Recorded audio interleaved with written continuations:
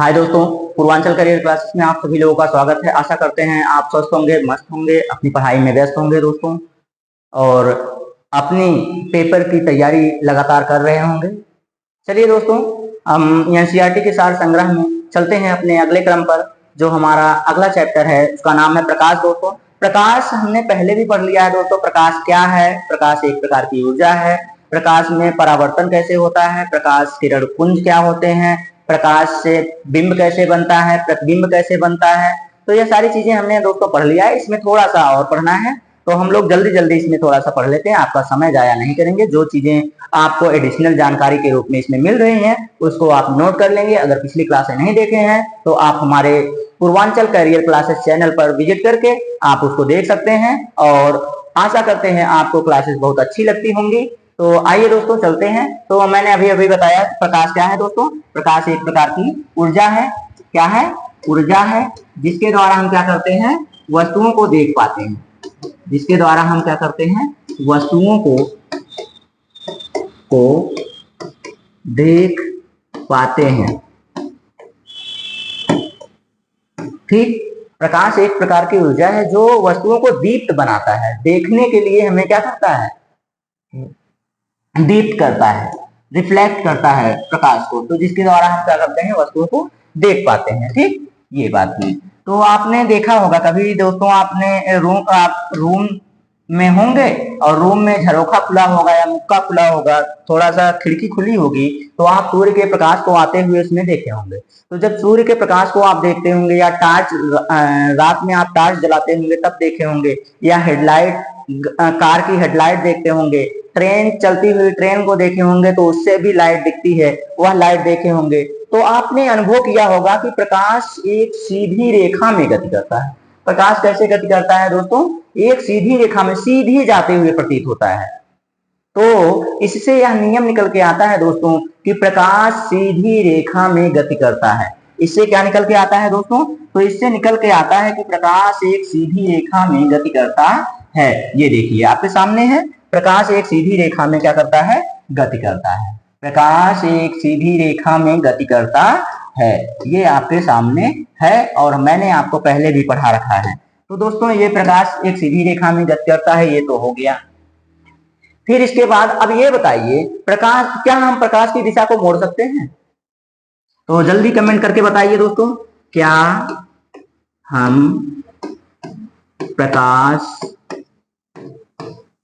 की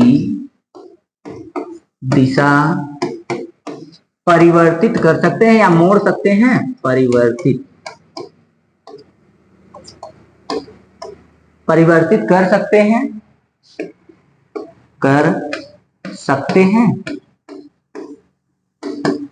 या मोड़ सकते हैं? तो दोस्तों जल्दी कमेंट कीजिए। हाँ दोस्तों, अगर हम जल्दी करें तो जल्दी में यह उत्तर आएगा हमारा।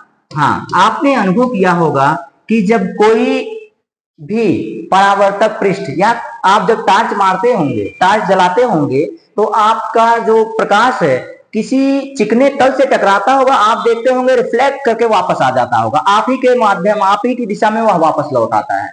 या किसी चिकने तल पे जब आप टकराता है, या फिर किसी पानी में, तालाब है, कोई तालाब हो, यहाँ पर जब आप पानी मारते हैं तो टार्च मारते हैं प्रकाश, तो ये पानी से टकरा कर वापस इसी माध्यम में आ जाता है। उसी माध्यम से देखेंगे कि वापस जा रहा है। यानी कि प्रकाश की दिशा को हम लोग परावर्तित कर सकते हैं। बस शर्त सिर्फ इतनी सी है कि उसके सामने कोई परावर्तक पृष्ठ होना चाहिए, या कोई दर्पण होना चाहिए, या फिर जल को भी आप बना सकते हैं। जल को भी आप परावर्तक पृष्ठ के रूप में उपयोग कर सकते हैं। तो दोस्तों, इस तरह से हम लोग क्या कर सकते हैं, प्रकाश की दिशा को बदल सकते हैं। और प्रकाश की दिशा के जो परिवर्तन हो रहा है दोस्तों, यह प्रकाश का परावर्तन कहलाता है। यह क्या कहलाता है? प्रकाश का परावर्तन कहलाता है दोस्तों। तो आइए, प्रकाश का परावर्तन हम यहाँ बता दे रहे हैं आपको कि प्रकाश का परावर्तन क्या होता है। तो किसी चिकने तल से,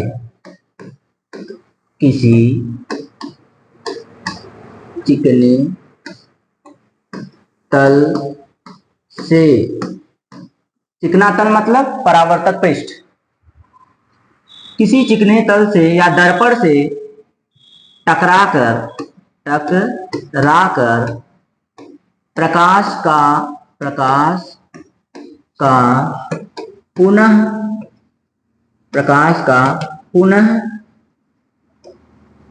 उसी माध्यम में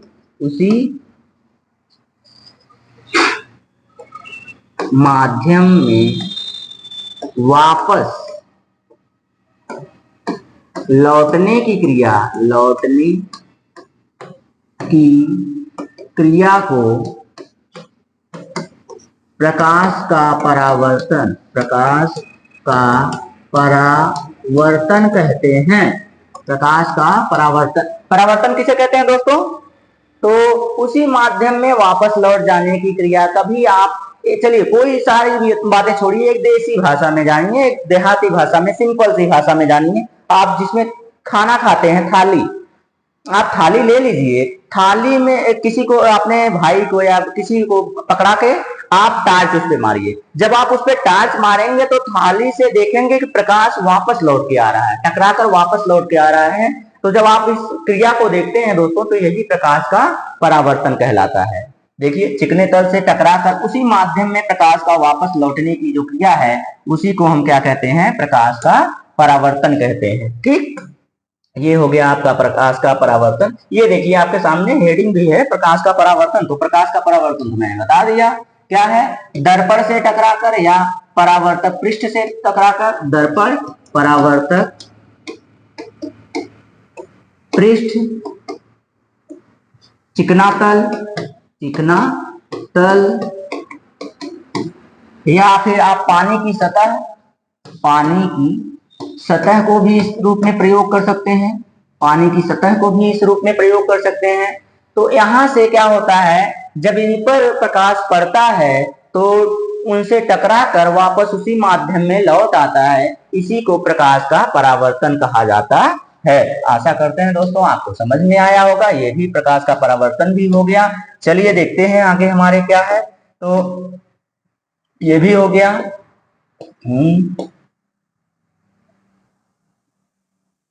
प्रकाश का परावर्तन हो गया। बिंब, प्रतिबिंब का क्या मतलब होता है दोस्तों? प्रतिबिंब का भी मतलब मैंने आपको पढ़ा रखा है कि बिंब को किसी भी परावर्तक पृष्ठ पर या दर्पण पर देखना जो होता है, जब शीशे में आप देखते हैं अपने आप को, तो वही आपका प्रतिबिंब होता है। प्रतिबिंब मतलब प्रतिछाया, आपकी प्रतिछाया, किसी चीज की प्रतिछाया को ही प्रतिबिंब कहते हैं। इसकी परिभाषा मैंने आपको पहले बता रखा है। अब देखिए, प्रतिबिंब जो होता है वो कितने प्रकार का होता है?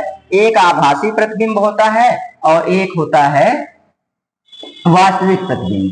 प्रतिबिंब कितने प्रकार के होते हैं आपके? तो प्रतिबिंब आपके होते हैं, एक आभासी होता है और एक, प्रतिबिंब कितने प्रकार के होते हैं दोस्तों? तो प्रतिबिंब, ये देखिए, प्रतिबिंब आपको दो प्रकार के मिलेंगे, एक वास्तविक प्रतिबिंब और दूसरा आभासी प्रतिबिंब। अब दोनों में अंतर क्या है दोस्तों? तो वास्तविक प्रतिबिंब पर्दे पर प्राप्त किया जा सके, वह प्रतिबिंब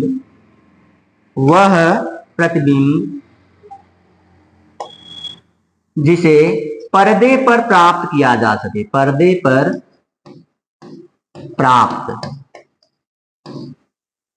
पर प्राप्त प्रतिबिंब को हम लोग क्या कह सकते हैं? तो इसे हम लोग वास्तविक प्रतिबिंब कहते हैं। ठीक, और आभासी प्रतिबिंब क्या होता है? तो जिसे पर्दे पर प्राप्त ना किया जा सके, जिसे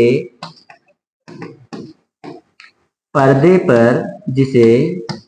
पर प्राप्त ना किया जा, नहीं कर सकते, पर्दे पर प्राप्त नहीं कर सकते हैं, वह होता है आभासी प्रतिबिंब और ये होता है हमारा वास्तविक प्रतिबिंब। तो वास्तविक प्रतिबिंब और आभासी प्रतिबिंब तो हो गया। प्रतिबिंब कौन से हो गए? एक आभासी हो गया और एक वास्तविक हो गया। जिसे पर्दे पर प्राप्त कर सकते हैं वह हमारा क्या है?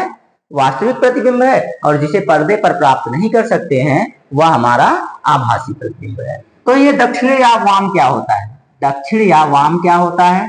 तो यहाँ पर आप ध्यान से देखेंगे दोस्तों, आप समतल दर्पण या किसी भी दर्पण में जब देखते होंगे तो हमारा दायां हाथ जब उठाते होंगे तो शीशे में आपको बायां हाथ लगता होगा, आभास होता होगा, और जब दायां हाथ उठाते होंगे तो बायां, और बायां हाथ उठाएंगे तो लगेगा कि दायां हाथ उठा रहे हैं। तो इस तरह से अगर कोई आपसे पूछे कि आपका दायां हाथ यदि दर्पण में देखा जाए तो किस हाथ में प्रतीत होता है, तो आपका दायां हाथ है, अगर दक्षिण हाथ है तो वह कौन सा हाथ बन जाएगा? दक्षिण हाथ है। दक्षिण हाथ, तो क्या हो जाएगा? दायां हाथ, आपका दायां हाथ परिवर्तित हो जाएगा किसमें? दायां हाथ या दक्षिण हाथ आपका किसमें परिवर्तित हो जाता है? वाम में। वाम का मतलब बायां हाथ, वाम का मतलब बाएं हाथ में परिवर्तित हो जाएगा, यानी कि आपकी दाईं दिशा बाईं हो जाएगी, बाईं दिशा दाईं हो जाएगी, यानी कि दोनों में परिवर्तन हो जाता है, इंटर एक्सचेंज हो जाता है, दोनों में परिवर्तन हो जाता है, यानी कि दायां हाथ बायां हाथ दिखेगा, बायां हाथ दायां हाथ दिखेगा। प्रतिबिंब की यही खासियत होती है। यदि आप शीशे में अपने आप को देख रहे हैं तो उसमें आपका दायां हाथ बायां होगा और बायां हाथ दायां होगा। बाएं को ही वाम कहते हैं, बाएं को ही क्या कहते हैं? वाम कहते हैं। और दक्षिण किसे कहते हैं? तो दाएं को दक्षिण कहते हैं। तो ये हो गया आपका प्रतिबिंब में दायां या वाम। तो ये दोस्तों ज्यादा पोथी पत्रा पढ़ने की जरूरत नहीं है, हम आपको धीरे धीरे आपको समझाते चल रहे हैं। ये देखिए, ये फिगर बना हुआ है दोस्तों, ये देखिए बायां हाथ उठाया हुआ है, लेकिन उसमें क्या लग रहा है? आपका दायां हाथ उठा हुआ है। उसमें जब आप घूम के देखेंगे, दर्पण में घूम के देखेंगे तो वहां आपका दायां हाथ लगेगा। तो दोस्तों यही होता है आपके दर्पण प्रतिबिंब में, यही होता है आपके प्रतिबिंब में। तो यहाँ देखते हैं दोस्तों, एक बहुत जरूरी सूचना आपके पास है। ये देखिए, एम्बुलेंस। एम्बुलेंस को रोगी वाहन, यानी कि वाहन पर जिस वाहन में रोगी जाते हैं उस पर एम्बुलेंस लिखा होता है और उसे कहा जाता है रोगी वाहन। तो रोगी वाहन पर एम्बुलेंस को उल्टा क्यों लिखा जाता है? यहाँ पे दिया होगा दोस्तों, बनाने की क्या जरूरत है। ये देखिए, माफ कीजिएगा, ये देखिए आपको फिगर आउट कर दे रहे हैं। ये देखिए, इसको उल्टा क्यों लिखा जाता है? एम्बुलेंस वाहन पर उल्टा क्यों लिखा जाता है? क्योंकि हमारी वाहनों में, चाहे वह टू व्हीलर हो यानी कि मोटरसाइकिल हो, या फिर 4 चक्का हो यानी कि कार हो, या ट्रक हो, किसी में भी जब हम जाते हैं तो ट्रैफिक के सामने या फिर पीछे की तरफ से जाते हैं तो उसमें क्या लगे होते हैं? पश्च मिरर लगे होते हैं, पश्च दृश्य मिरर, दर्पण लगे होते हैं। पीछे के दृश्य को देखने के लिए दर्पण लगे होते हैं। या दर्पण भी बहुत आवश्यक होते हैं दोस्तों, क्योंकि आपके पीछे कौन सी गाड़ी आ रही है या कौन से लोग आ रहे हैं उनको देखने के लिए वह लगा होता है। तो दोस्तों जब वह लगा होता है, जब आप अपने कार के साइड मिरर यानी कि पश्च दृश्य मिरर में, दर्पण में देखते हैं तो एम्बुलेंस आती है, तो एम्बुलेंस उल्टा लिखा होता है। क्यों लिखा होता है? एम्बुलेंस इसलिए उल्टा लिखा होता है कि दर्पण में जब इसका प्रतिबिंब बनेगा दोस्तों, तो दर्पण में इसका प्रतिबिंब सीधा बन जाता है। दर्पण में इसका प्रतिबिंब कैसा बनता है? सीधा बनता है, एम्बुलेंस। ये सीधा क्यों बन जाता है? क्योंकि दर्पण में वह बिंब नहीं बल्कि उसका प्रतिबिंब दिखता है।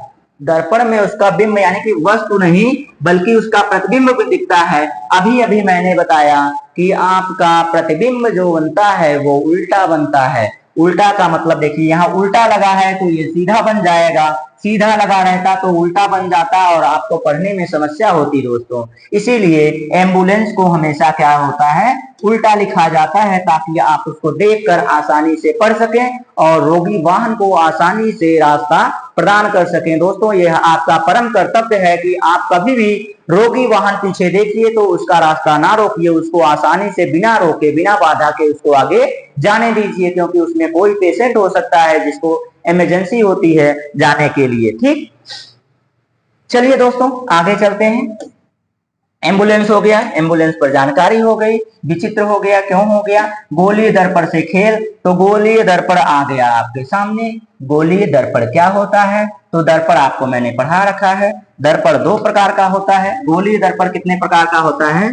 गोलीय दर्पण जो होता है वो आपका 2 प्रकार का होता है। यहाँ गोलीय लिख लीजिए। गोलीय दर्पण जो होता है एक समतल दर्पण होता है और एक गोलीय दर्पण होता है। तो गोलीय दर्पण आपका दो प्रकार का होता है दोस्तों, एक होता है अवतल दर्पण, एक क्या होता है अवतल दर्पण, और दूसरा होता है उत्तल दर्पण।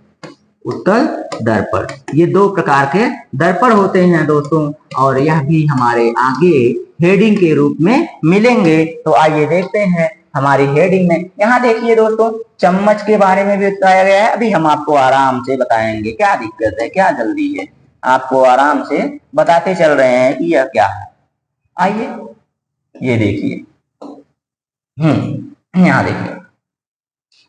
अब यहाँ पर तो परिभाषा थोड़ी सी फंसा कर दिया है दोस्तों, आप क्या समझेंगे इसमें। देखिए, यदि किसी गोलीय दर्पण का परावर्तक पृष्ठ अवतल हो, पहले से ही अवतल है तो अवतल दर्पण हो गया, लेकिन अवतल दर्पण आपको समझ में कैसे आएगा कि अवतल दर्पण है। यहां देखिए, अवतल है तो अवतल दर्पण, उत्तल है तो परावर्तक पृष्ठ उत्तल दर्पण। यहाँ पर दो ही बात हो रही है, एक परावर्तक पृष्ठ, ये जो आपका परावर्तक पृष्ठ है इसी के बारे में चर्चा हो रही है। अब यही परावर्तक पृष्ठ याद है आपका क्या हो गया, अवतल हो गया। परावर्तक पृष्ठ यदि आपका क्या हो गया, अवतल हो गया तो अवतल दर्पण, और उत्तल हो गया तो उत्तल दर्पण। अब कहिए कि सर जी ये उत्तल अवतल क्या होता है। तो उत्तल अवतल का मतलब यह होता है कि दोस्तों, यदि दर्पण पर पॉलिश इस प्रकार से लगी हो कि उसका परावर्तक पृष्ठ गोलीय दर्पण के आंतरिक भाग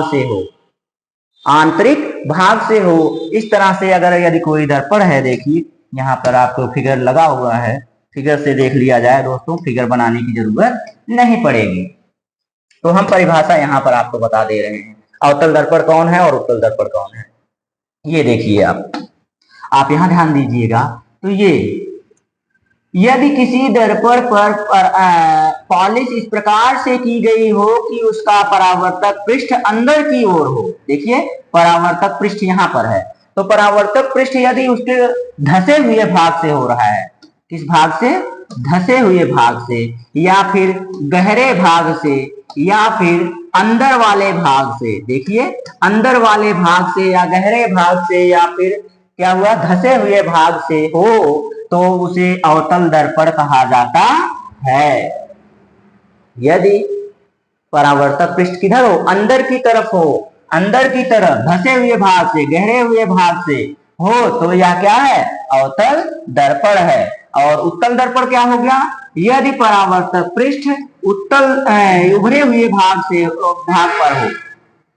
यदि गोलीय दर्पण पर पॉलिश इस प्रकार से की जाए कि उस प्रकाश का परावर्तन उसके उभरे हुए भाग से हो, या उसका परावर्तक पृष्ठ उभरा हुआ भाग हो, तो उसे उत्तल दर्पण कहते हैं। ये देखिए आपका उत्तल दर्पण हो गया। आशा करते हैं दोस्तों आपको समझ में आ रहा होगा। हमने बहुत अच्छे से आपको सरल भाषा में समझाने की कोशिश की है। तो उसी तरह से जब आप देखेंगे दोस्तों, तो उसी तरह से चम्मच में भी है, आप चम्मच वाली भाषा आसानी से समझ लेंगे। ये देखिए एक चम्मच है, चम्मच में जब अंदर की भाग, जिधर से हम लोग आइसक्रीम उठाते हैं, ये है आपका चम्मच। तो चम्मच में ये जो भाग होता है, जिस तरफ से हम लोग उठाते हैं आइसक्रीम आप लोग बड़े प्यार से उठाते होंगे। तो आइसक्रीम जब उठाते हैं तो उठाने जिसमें आइसक्रीम भरी जाती है, वह भाग उसका अवतल होता है, और जो ऊपर का भाग होता है, पीछे का भाग होता है, उसे अवतल भाग कहते हैं। यानी कि धसा हुआ भाग हमेशा अवतल होगा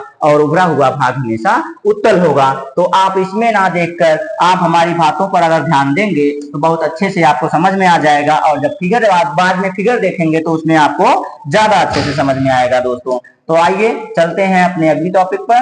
तो दोस्तों इसके बाद आपका है वास्तविक प्रतिबिंब। मैंने पहले पढ़ा दिया, वास्तविक और आभासी प्रतिबिंब, दो ही प्रतिबिंब होते हैं आपके पास। तो ये भी तो हो गया है, समाप्त हो गया है। बाकी कुछ आपका बच रहा है। हाँ, आइए दर्पणों के उपयोग थोड़ा सा है आपके सामने, तो उपयोगों को देख लिया जाए कि कहाँ कहाँ पर उपयोग होता है। ठीक, आपका उत्तल दर्पण अवतल दर्पण या उत्तल दर्पण कहाँ कहाँ पर उपयोग होते हैं, उनके बारे में थोड़ी सी जानकारी ले ली जाए। तो आपके उत्तल दर्पण कहाँ पर प्रयोग होते हैं दोस्तों, कमेंट करके बताइए। उत्तल दर्पण और अवतल दर्पण जल्दी जल्दी कमेंट कीजिए। तब तक आपको ये देखिए आ गया आपके सामने डॉक्टर कहाँ कहाँ प्रयोग करते हैं, ये सामने आपके आ गया अब आप कमेंट करेंगे तो ये मान्य नहीं होगा क्योंकि आपके सामने आ चुका है। आइए देख लेते हैं, ये आपका अवतल दर्पण का है। ये देखिए, हाँ ये आपका अवतल दर्पण है। देखिए अवतल दर्पण, अवतल दर्पण डॉक्टर कहाँ कहाँ प्रयोग करते हैं? डॉक्टर अपने प्रयोजन में करते हैं। डॉक्टर क्या करते हैं? अपने प्रयोजन में अवतल दर्पण का प्रयोग करते हैं। और कहाँ कहाँ पर प्रयोग करते हैं दोस्तों? तो आपके कान, दांत, और देखिए कहाँ कहाँ पर? दांत, यहाँ पर ये देखिए कहाँ गया आपका, ये आपके सामने। डॉक्टर कहाँ कहाँ प्रयोग करते हैं? आंख, कान, नाक, गले के निरीक्षण में किया जाता है। और दांतों में, दांतों को बड़ा करके देखने में, ये देखिए हमने जो भी आपके सामने बोला वो आपके किताब में लिखा हुआ है कि अवतल दर्पण का प्रयोग डॉक्टर प्रयोजन में करते हैं। कहाँ कहाँ पर करते हैं? आंख के चेकअप में, कान के चेकअप में। जब आप चेकअप कराने यानी कि निरीक्षण कराने जाते हैं, आंख, कान, नाक, गला, दांत आदि सभी के चेकअप कराने जब जाते हैं दोस्तों, तो डॉक्टर किस दर्पण का प्रयोग करते हैं? तो डॉक्टर आपके अवतल दर्पण का प्रयोग करते हैं। चलिए दोस्तों, आइए देखते हैं कि उत्तल दर्पण का प्रयोग फिर कहाँ होता है। तो उत्तल दर्पण का प्रयोग आपके साइड मिरर में किया जाता है। किसमें? साइड मिरर में किया जाता है दोस्तों। यह सब मैंने आपको बहुत पहले ही पढ़ा दिया है। आप मेरी प्रीवियस क्लासेस देखेंगे तो उसमें बहुत डिटेल से मैंने आपको व्याख्या करके पढ़ाया है, इसलिए यहाँ पर थोड़ी थोड़ी व्याख्या करते निकलेंगे। चलिए देखते हैं। तो ये देखिए टार्च का परावर्तक तल, टार्च का जो परावर्तक तल होता है यह भी दोस्तों क्या होता है? अवतल दर्पण का होता है। अवतल दर्पण होता है। क्यों? क्योंकि मैंने अभी पहचान आपको बताई कि इसका परावर्तक देखिए धसा हुआ है। परावर्तक तल इसका क्या है? धसा हुआ है, दबा हुआ है। दबे हुए भाग से यदि परावर्तक हो रहा है तो वह अवतल होगा। ठीक, अब यहाँ आते हैं। वो दोस्तों आपसे एक प्रश्न है कि आप यह बताइए कि जो गाड़ी होते हैं, वाहन होती हैं, वाहन के अग्रदीपों में कौन सा दर्पण प्रयोग होता है? वाहन के अग्रदीपों यानी कि हेडलाइट में कौन सा दर्पण प्रयोग किया जाता है? या इसको आप कमेंट करके बताइए। तब तक मैं आपको उत्तल दर्पण के बारे में थोड़ी सी चर्चा कर ले रहे हैं। देखिए उत्तल दर्पण जो होता है दोस्तों, उसमें क्या होता है? जो आपके वाहन होते हैं उनके साइड मिरर में इसी का प्रयोग किया जाता है। किसका? उत्तल दर्पण का प्रयोग किया जाता है। परिभाषा मैंने आपको पहले ही समझा दिया है दोस्तों। तो आइए चलते हैं, देखें आगे क्या है। तो आगे यही आपका लेंस, आगे आपके क्या है? लेंस है। तो लेंस की परिभाषा आपको बता दें दोस्तों। लेंस आपको दो ही प्रकार के मिलेंगे, मैंने पहले यह भी बता रखा है आपको। एक मिलेगा आपको अवतल लेंस, अवतल लेंस, और दूसरा मिलेगा उत्तल लेंस। जिस तरह से आपके दर्पण है उसी तरह से आपके लेंस है। तो अवतल दर्पण क्या होता है? अवतल दर्पण वह दर्पण होता है दोस्तों जो किनारों पर पतला और बीच में, किनारों पर चौड़ा और बीच में पतला होता है। उल्टा हो गया। तो किनारों पर चौड़ा, बीच में पतला, वह दर्पण कौन सा दर्पण होता है? तो वह होता है अवतल। माफ कीजिएगा, दर्पण और लेंस में आपके कंफ्यूजन हो गया। ये उत्तल लेंस हो गया। अभी अभी मैंने जो बताया धसा हुआ भाग, मैंने पहले ही बताया जिसमें धसा हुआ या दबा हुआ भाग हो वह अवतल दर्पण या अवतल लेंस में प्रयोग होता है। यहीं से आप समझ लीजिए, बस इतनी सी बात है। क्या हो गया? दबे हुए से समझ लीजिए क्या हो गया कि अवतल लेंस या अवतल दर्पण आपको समझ में आ जाएगा। अब उसी तरह से उत्तल लेंस पर जब आएंगे तो किनारों पर पतला, बीच में मोटा, किनारों पर पतला और बीच में मोटा जो होता है वह कौन सा लेंस होता है? उत्तल लेंस होता है। यह परिभाषा है मैंने आपको बड़ी मेहनत से लिख लिख कर बताया है दोस्तों। बस आप